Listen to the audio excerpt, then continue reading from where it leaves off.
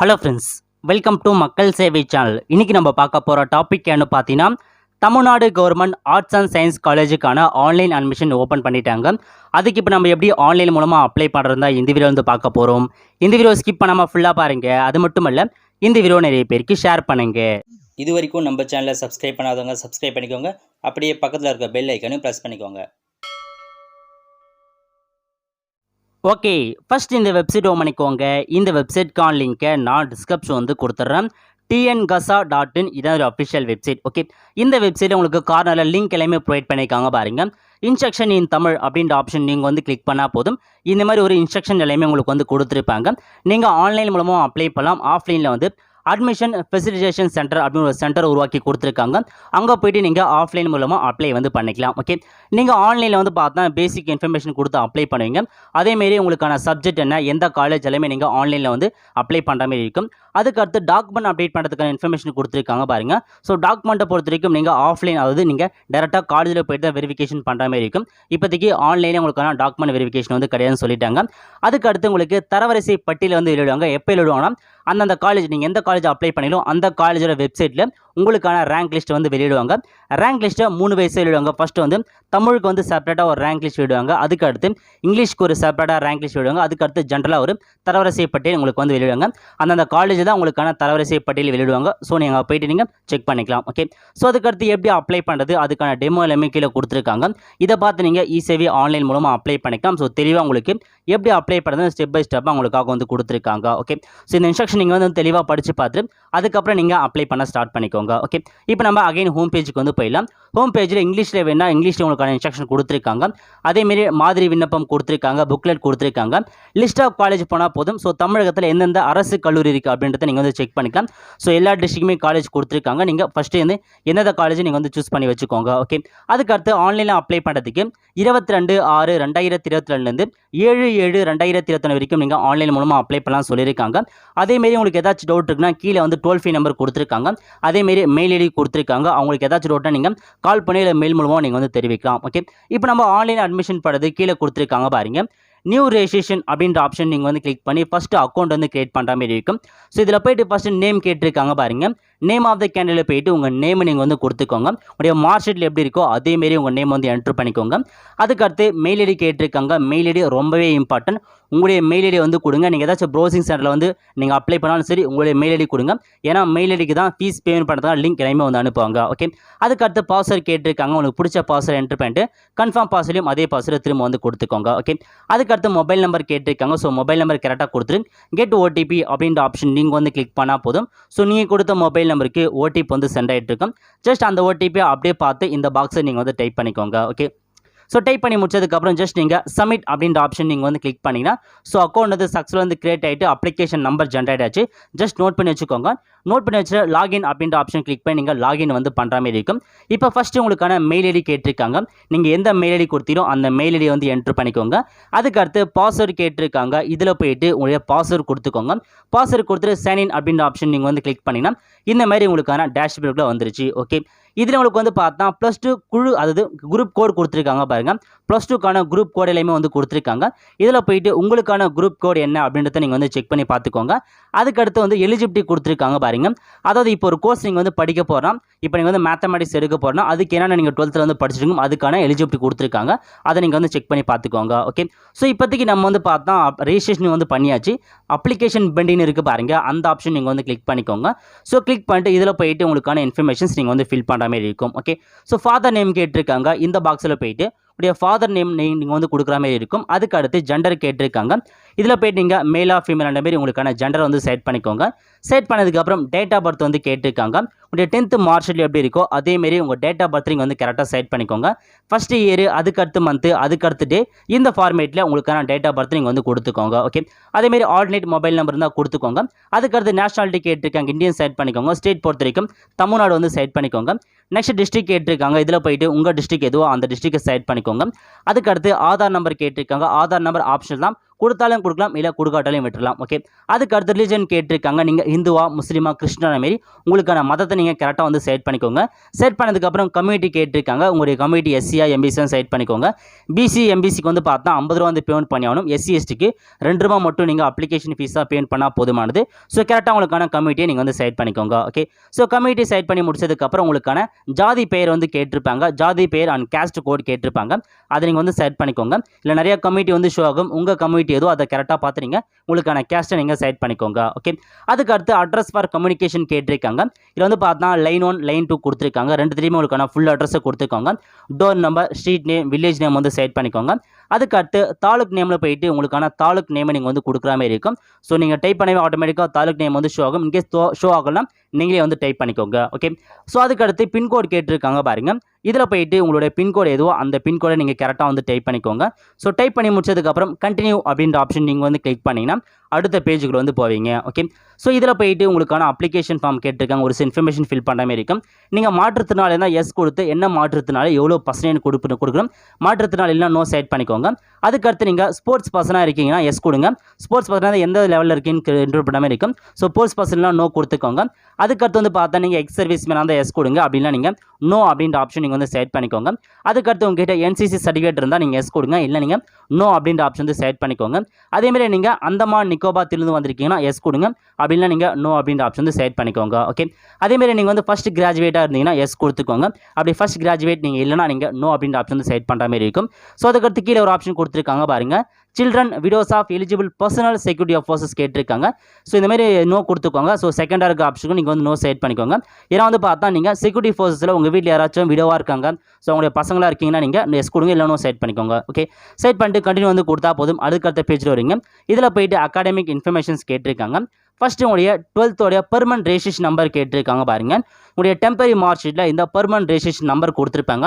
So temporary mark sheet வந்ததுக்கப்புறம் நீங்கள் apply வந்து பண்ணிக்கோங்க. ஓகே, அதுக்கு அடுத்து HSC ரோல் நம்பர் கேட்டிருக்காங்க. ஸோ உங்களுடைய எக்ஸாமோட ரோல் நம்பர் இருக்க பாருங்கள், அந்த நம்பரை நீங்கள் வந்து கொடுத்துக்கோங்க. அதுக்கு அடுத்து EMIS நம்பர் கேட்டிருக்காங்க. EMIS நம்பர் ஆப்ஷனல் தான். இந்த நம்பர் நீங்கள் கொடுத்தாலும் கொடுக்கலாம், இல்லை கொடுக்காட்டாலே வந்து விட்டுறலாம். ஓகே, அதுக்கு அடுத்து category of the school last studied கேட்டிருக்காங்க. 12th நீங்கள் எந்த கேட்டரியில் படிச்சுன்னு கேட்டிருக்காங்க. ஸோ ப்ரைவேட் ஸ்கூலில் படிச்சிங்களா, கவர்மெண்ட் எய்டட் ஸ்கூலா, கவர்மெண்ட் ஸ்கூலா, சென்ட்ரல் கவர்மெண்ட் ஸ்கூலான்னு கேட்டிருக்காங்க. நீங்கள் எந்த ஸ்கூலில் படிச்சிங்களோ அந்த ஸ்கூல் வந்து கொடுக்குற மாதிரி இருக்கும். கவர்மெண்ட் ஸ்கூலாக கவர்மெண்ட் ஸ்கூல் கொடுங்க, ப்ரைவேட் ஸ்கூலாக ப்ரைவேட் ஸ்கூல், சிபிஎஸ்சினா சிபிஎஸ்சி வந்து கொடுத்துக்கோங்க. ஸோ கேட்டகரி கரெக்டாக நீங்கள் செட் பண்ணிக்கோங்க. ஓகே, ஸோ செட் பண்ணதுக்கப்புறம் சிவிக் ஸ்டேட்டஸ் கேட்டிருக்காங்க.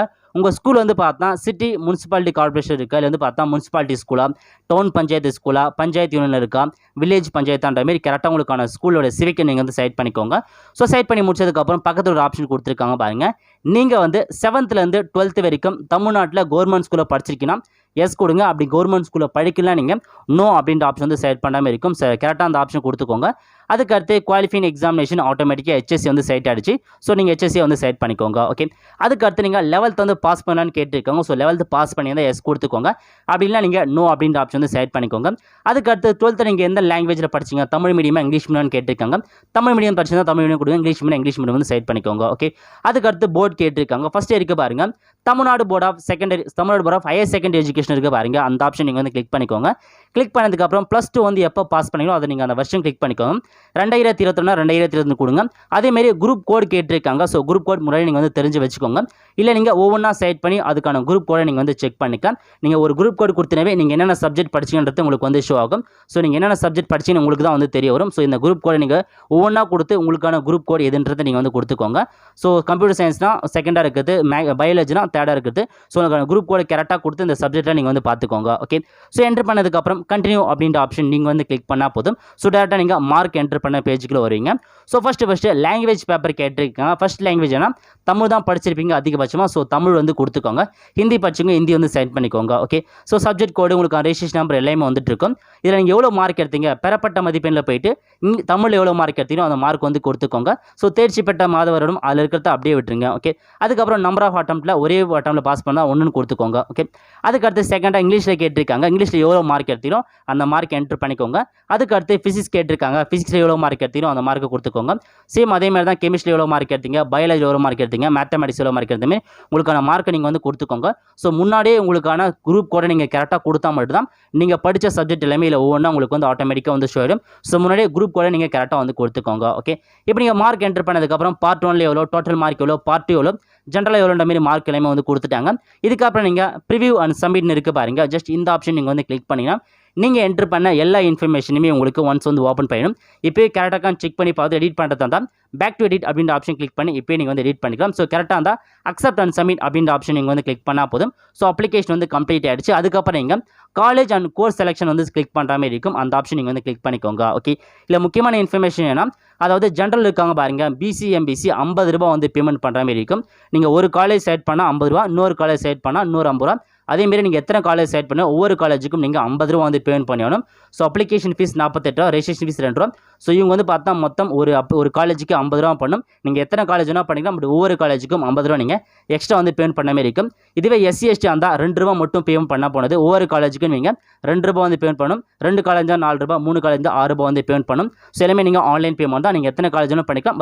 அதுக்கேற்ற மாதிரி நீங்கள் அமௌண்ட் வந்து காட்டணும். Okay, so first district select பண்ணிக்கோங்க. அதுக்கடுத்து அந்த டிஸ்ட்ரிக்ட்டில் எந்தெந்த காலேஜ் இருக்கோ எல்லாமே ஷோ ஆகும். நீங்கள் எந்த காலேஜில் வந்து படிக்க போகிறோ அந்த காலேஜ் நேமே கரெக்டாக வந்து கொடுத்துக்கோங்க. மிஸ்டேக் இல்லாத எந்த காலேஜ் படிக்க போகிறோ அந்த காலேஜ் வந்து கொடுத்துக்கோங்க. ஓகே, ஸோ கொடுத்ததும் அந்த காலேஜில் என்ன மீடியத்தில் படிக்க போகிறோம், தமிழ் மீடியத்தில் படிக்க போகிறீங்கன்னா இங்கிலீஷ் மீடியத்தில் படிக்க போகலான்னு கேட்டிருப்பாங்க. தமிழ்னு கொடுங்க. அதுக்கடுத்து ஷிஃப்ட் கேட்டிருக்காங்க. ஃபர்ஸ்ட் ஷிஃப்ட்டா செகண்ட் ஷிஃப்ட்டான்னு கேட்டிருக்காங்க. மார்னிங் ஷிஃப்ட்டா ஈவினிங் ஷிஃப்ட்டான்றதை நீங்கள் வந்து கொடுத்துக்கோங்க. அதுக்கடுத்து அந்த காலேஜில் இருக்க கோர்ஸ் நேம் எல்லாமே உங்களுக்கு வந்து ஓப்பன் ஆகும். ஸோ எந்த கோர்ஸ் பண்ண போகிறோம் அந்த கோர்ஸை நீங்கள் வந்து செலக்ட் பண்ணிக்கோங்க. நீங்கள் ஒரு காலேஜில் எக்கச்சக்கமான கோர்சஸ் வந்து ஆட் பண்ணிக்கலாம். இப்போ ஒரு கோர்ஸ் செலக்ட் பண்ணிட்டு ஆட் கோர்ஸ் கொடுத்து நீங்கள் திரும்பவும் அதே காலேஜில் நிறைய கோர்சஸ் ஆட் பண்ணிக்கலாம். அதுக்கு அமௌண்ட் வாங்க மாட்டாங்க. ஒவ்வொரு காலேஜுக்கும் செப்பரேட்டாக மட்டும்தான் அமௌண்ட் வாங்கல தவிர நீங்கள் கோர்ஸ் ஆட் பண்ணுறது மூலமாக உங்களுக்கு அமௌண்ட் வந்து வாங்க மாட்டாங்க. நீங்கள் எவ்வளோ கோர்ஸ் வேணாலும் அந்த காலேஜில் ஆட் பண்ணிக்கலாம். ஓகே, நீங்கள் என்டர் பண்ண கோர்ஸ் அதில் கிடைக்குன்னா ஷிஃப்ட் 2ல அந்த கோர்சஸ் இருக்கலாம். ஸோ கரெக்டாக நீங்கள் அந்த கோர்ஸ் இல்லைனாலும் ஷிஃப்ட் 2ல ட்ரை பண்ணி பாருங்க. ஓகே, இதேமாரி நீங்கள் ஆட் காலேஜ் கொடுத்து வேற ஒரு காலேஜ் வந்து ஆட் பண்ணலாம். ஸோ திரும்ப நீங்கள் டிஸ்ட்ரிக்ட் செலக்ட் பண்ணிக்கோங்க. உங்கள் டிஸ்ட்ரிக்ட் எதுவும் அந்த டிஸ்ட்ரிக்ட் செலக்ட் பண்ணிக்கோங்க. நான் இப்போதைக்கு வேறு டிஸ்ட்ரிக்ட்டில் அப்ளிகேஷன் போட போகிறேன். ஸோ வேறு டிஸ்ட்ரிக்ட் செலக்ட் பண்ணிட்டு அதுக்கான காலேஜ் செலக்ட் பண்ணிக்கலாம். செலக்ட் பண்ணிட்டு எந்த மீடியம் படிக்க போகிறேன்னா என்ன ஷிஃப்ட் என்ன கோர்ஸ்ன்றதை செலக்ட் பண்ணிக்கோங்க. செலக்ட் பண்ணிட்டு ஆட் கோர்ஸ் கொடுத்து அதே காலேஜில் நீங்கள் எல்லா கோர்ஸுமே நீங்கள் வந்து ஆட் பண்ணிக்கலாம். இப்போ நீங்கள் 2 காலேஜ் செலக்ட் பண்ணுறதா எனக்கு அந்த பேமெண்ட் வந்து பார்த்தா ஸோ 4 ரூபா வந்து காட்டியிருக்கு. ஸோ எஸ்சி எஸ்டின்றதால் 4 ரூபா வந்து காட்டியிருக்கு. இதே நீங்கள் பிசி எம்பிசி இருந்தால் உங்களுக்கு இந்த இடத்துல 100 ரூபா வந்து பேமெண்ட் வந்து பண்ணுற மாதிரி இருக்கும். ஒவ்வொரு காலேஜுக்குமே நீங்கள் எக்ஸ்ட்ரா வந்து 50 ரூபா நீங்கள் பேமெண்ட் பண்ணி ஆகணும்.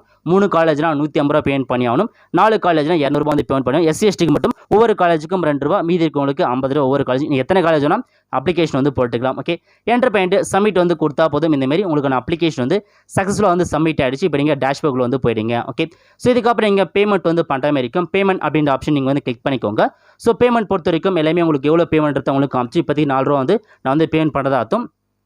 ஸோ பேமெண்ட் கேட்டகரி கொடுத்துருக்காங்க. ஏதாச்சும் ஒரு பேமெண்ட் கேட்டகரி வந்து செலக்ட் பண்ணிக்கோங்க. இந்தியன் பேங்க்னா இந்தியன் பேங்க் மட்டும் தான் பேமெண்ட் பண்ண முடியாது. எல்லா பேங்க்குமே நீங்கள் பேமெண்ட் வந்து பண்ணிக்கலாம். இதை போய் நீங்கள் கன்ஃபார்ம் அண்ட் பே அப்படின்ற ஆப்ஷன் நீங்கள் வந்து கிளிக் பண்ணால் போதும். இல்லை நிறைய ஆப்ஷன் உங்களுக்காக வந்து கொடுத்துருக்காங்க. கிரெடிட் கார்டு கொடுத்துருக்காங்க, டெபிட் கார்டு கொடுத்துருக்காங்க, QR கோட் கொடுத்துருக்காங்க, UPI கொடுத்துருக்காங்க. நீங்கள் ஏதாச்சும் ஒரு பேமெண்ட் யூஸ் பண்ணி பேமெண்ட் பண்ணிக்கலாம். கூகுள் பே, ஃபோன்பே இருந்தால் QR கோட் கொடுத்துக்கோங்க. கொடுத்துட்டு மேக் பேமெண்ட் அப்படின்ற ஆப்ஷன் நீங்கள் வந்து கிளிக் பண்ணி ப்ரொசீட் வித் பேமெண்ட் அப்படின்ற ஆப்ஷன் நீங்கள் வந்து கிளிக் பண்ணால் போதும். இந்தமாரி உங்களுக்கு ஒரு QR கோட் வந்து ஷோ ஆகும். ஜஸ்ட் உங்களுடைய ஃபோன்பேவோ கூகுள் பேவோ பண்ணிட்டு இந்த ஸ்கேனரை நீங்கள் அப்படியே வந்து ஸ்கேன் பண்ணி அதில் வர பேமெண்ட்டை நீங்கள் வந்து பேமெண்ட் பண்ணிட்டா போதுமானது. ஸோ ஆட்டோமேட்டிக்காக உங்களுக்கான பேமெண்ட் வந்து பண்ணி முடிச்சிடும். இந்தமாதிரி உங்களுக்கு பேமெண்ட் வந்து சக்ஸஸ்ஃபுல் அப்படின்ற மாதிரி உங்களுக்கு ஒரு பேமெண்ட் ரிசிப்ட் கொடுத்துறாங்க. எதுக்கும் இந்த பேமெண்ட் ரிசிப்ட்டை நீங்கள் வந்து சேவ் பண்ணி வச்சுக்கோங்க. பிரிண்ட் அப்படின்ற ஆப்ஷன் கிளிக் பண்ணி சேவ் PDF கொடுத்து சேவ் பண்ணி வச்சுக்கோங்க. ஓகே, இப்போ நான் அகைன் ஹோம் பேஜுக்கு போனது பார்த்தா உங்களுக்கான அப்ளிகேஷனுக்கான பிரிண்ட்டை நீங்கள் வந்து எடுத்துக்கலாம். கடைசியாக கொடுத்துருக்காங்க பாருங்கள். டவுன்லோட் அப்ளிகேஷன் ஃபார்ம் கொடுத்தா போதும். இந்தமாதிரி ஒரு அப்ளிகேஷன் ஃபார்ம் உங்களுக்கு வந்து பிரிண்ட் அவுட் ஆகிடுச்சு. இதில் உங்களுக்கு அப்ளிகேஷன் நம்பர் கொடுத்துருக்காங்க, எவ்வளோ மார்க் எடுத்துருங்க, எல்லா இன்ஃபர்மேஷனுமே வந்து பார்த்தா ஃபஸ்ட் பேஜில் வந்து கொடுத்துருப்பாங்க. அதேமாதிரி எத்தனை காலேஜ் போட்டிருக்கேன்றத இன்ஃபர்மேஷன் கொடுத்துருப்பாங்க. அதுக்கு செகண்ட் பேஜில் வந்து பார்த்து இதில் வந்து ஃபோட்டோ ஒட்டுற மாதிரி இருக்கும். இந்த இடத்துல நீங்கள் ஃபோட்டோ ஒட்டிடுங்க. ஃபோட்டோ ஒட்டிட்டு உங்களுடைய சிக்னேச்சர் கேட்டிருக்காங்க. சிக்னேச்சராக அப்ளிகேஷனில் போயிட்டு உங்களுக்கான சிக்னேச்சரை போட்டுருங்க. அதேமாதிரி பிளேஸ் என்ன டேட் என்றதை வந்து கொடுத்துக்கோங்க. அது கீழே அப்படியே வந்து பார்த்தா பேரண்ட்டோட சிக்னேச்சர் கேட்டிருக்காங்க.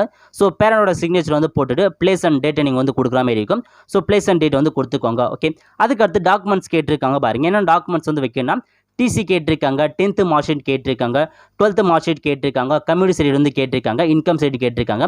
இந்த 5 டாக்குமெண்ட்டுமே கண்டிப்பாக நீங்கள் எடுத்துகிட்டு போகிற மாதிரி இருக்கும். ஸோ உங்களுக்கான டாக்குமெண்ட் வெரிஃபிகேஷன் எப்போ நடக்கும்னா ஸோ டேட்டு வென்யூ எல்லாமே வந்து பார்த்தா உங்களுக்கு எஸ்எம்எஸ் அல்லது மெயில் மூலமாக தெரியும்னு சொல்லியிருக்காங்க. ஸோ கண்டிப்பாக உங்களுக்கான மெயில் எஸ்எம்எஸ் அடிக்கடி செக் பண்ணி பார்த்துருங்க. ஸோ ஆன்லைனில் அப்லோட் பண்ணுறதுக்கான ஆப்ஷன் இப்போ வந்து கொடுக்கல. இன்கேஸ் கொடுத்தா நான் உங்களுக்கு அப்டேட் பண்ணுறேன். ஸோ இப்போதைக்கு ஆன்லைனில் டாக்குமெண்ட் வந்து அப்லோட் பண்ணுறதுக்கான ஆப்ஷன்ஸ் வந்து கொடுக்கலாம். இந்த எல்லா டாக்குமெண்ட்டையும் நீங்கள் வந்து ரெடி பண்ணி வச்சுக்கோங்க. ஒன்ஸ் உங்கள் ஸ்கூல் அதுவும் உங்கள் காலேஜில் வந்து பார்த்தா தரவரிசை பட்டியல் வெளியிடுவாங்க. ஸோ அப்போ போய்ட்டு நீங்கள் டேரெக்டாக உங்களுக்கான கவுன்சிலில் வந்து கலந்துக்கிட்டு டாக்குமெண்ட் வெரிஃபிகேஷனும் அப்போவே உங்களுக்கு வந்து நடந்துடும். ஸோ அதுக்கப்புறம் உங்களுடைய மெயிலுக்கு நீங்கள் கொடுத்த மெயிலுக்கு வந்து பார்த்தா ஒரு லிங்க் அனுப்புவாங்க. அதில் போய்ட்டு நீங்கள் காலேஜ் ஃபீஸ் எவ்வளோ ஃபீஸ் பே பண்ணுறோம் அதுக்கான இன்ஃபர்மேஷன் எல்லாமே அதிலே கொடுத்துருவாங்க. நீங்கள் எஸ்பிஐயில் போய்ட்டு உங்களுக்கான பேமெண்ட் வந்து பண்ணிக்கலாம். ஓகே, ஸோ இந்த மாதிரி தான் நீங்கள் அப்ளிகேஷன் வந்து போடுற மாதிரி இருக்கும். உங்களுக்கான கவுன்சிலிங்கை பொறுத்த வரைக்கும் தரவரிசை பட்டியல் எல்லாமே அந்தந்த அந்த காலேஜ் வெப்சைட்டில் தான் வெளியிடுவாங்க. அந்த காலேஜ் வெப்சைட்டுக்கான லிங்க் எல்லாமே நீங்கள் கொடுத்த மெயில் ஐடிக்கு வந்துடும். ஸோ மெயில் ஐடி எல்லாமே நீங்கள் கரெக்டாக வந்து கொடுத்துக்கோங்க. அதிகபட்சமாக உங்களுக்கான டெம்பரரி மார்க் ஷீட் வந்ததுக்கப்புறம் நீங்கள் இந்த 12th அதாவது இந்த ஆர்ட்ஸ் அண்ட் சயின்ஸ் காலேஜுக்கு நீங்கள் அப்ளை வந்து பண்ணிக்கோங்க. அவ்வளோதான் ஃப்ரெண்ட்ஸ். ஸோ 12th அப்புறம் நம்ம எல்லா அட்மிஷனுமே ஆன்லைனில் நம்ம சேனல் வீடியோ வந்து போடும்.